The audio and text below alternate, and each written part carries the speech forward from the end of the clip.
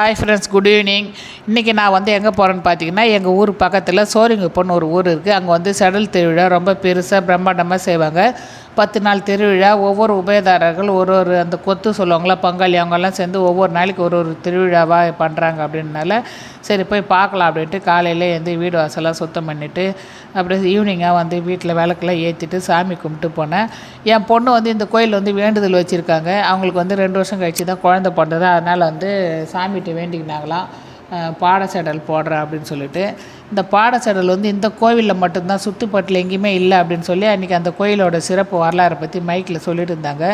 தேர் வந்து பார்த்திங்கன்னா செம சூப்பராக பெருசாக இருந்தது. அம்மனை நல்லா அழகாக அலங்காரம் பண்ணி அம்மனோட பின்பக்கம் முன்பக்கம்லாம் பார்க்கவே அவ்வளோ அழகாக இருந்தது. மல்லிகைப்பூ, கனகாம்பரம்னு சொல்லி அப்படியே ஒவ்வொரு லேயராக வச்சு அழகாக நீட்டாக சவரி முடியெல்லாம் வச்சு பின்னி ரொம்ப அழகாக இருந்தது பார்க்கறதுக்கு. இதுதான் வந்து அந்த பாடச்செடல். இந்தமாரி தள்ளு வண்டி இருக்கும், கை வண்டி. அதில் வந்து பச்சை தென்னை ஓலை வந்து பின்னி பச்சை மட்டையை போட்டு இந்தமாரி துணி போட்டு போத்திடுவாங்க.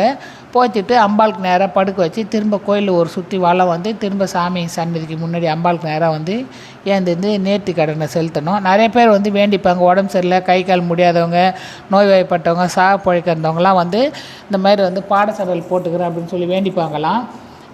எதுக்காக இருந்தாலுமே இந்த வந்து செங்கழி நீர் அம்மன், இந்த சாமி பேர் வந்து செங்கழி நீர் அம்மன் தாயார். இவங்க வந்து ரொம்ப சக்தி உள்ள தெய்வம். எது சொன்னாலுமே நம்ம எது மனசில் நினச்சி வேணாலுமே அது நடக்கும்.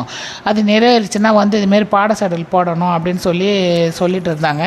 அதனால் என் பொண்ணு வேண்டிட்டு என் பொண்ணு பேரனும் வந்து பாடச்செடல் போட்டுட்டு வந்தாங்க.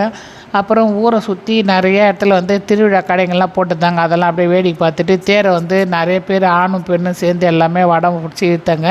நானும் அப்படியே சும்மா ஒரு கை கொடுத்து தேரை கொஞ்சம் நேரம் அப்படியே தேர் வடம் சொல்லுவாங்களே, அது பிடிச்சி அப்படியே லைட்டாக கை வச்சு இழுத்துட்டு அம்பாள்கிட்ட நல்லா வேண்டிட்டு நானும் ஒரு வேண்டுதலை வச்சுட்டு வந்திருக்கேன். அந்த வேண்டுதல் கண்டிப்பாக நிறைவேறிச்சுன்னா வந்து அடுத்த வருஷம் நானும் போயிட்டு இதுமாரி பாடச்செடல் போட்டுக்கிறேன் அப்படின்னு சொல்லி சாமிகிட்ட வேண்டிட்டு வந்திருக்கேன். யாருக்கெல்லாம் இந்த சோரிங்குப்பம் திருவிழா தெரியுன்றவங்க கமெண்டில் சொல்லுங்கள். ரொம்ப பெருசாக நடக்கும். செடல் திருவிழானாலே சோரிங்குப்பம் தான் அப்படின்னு சொல்லுவாங்க. வீடியோ பிடிச்சா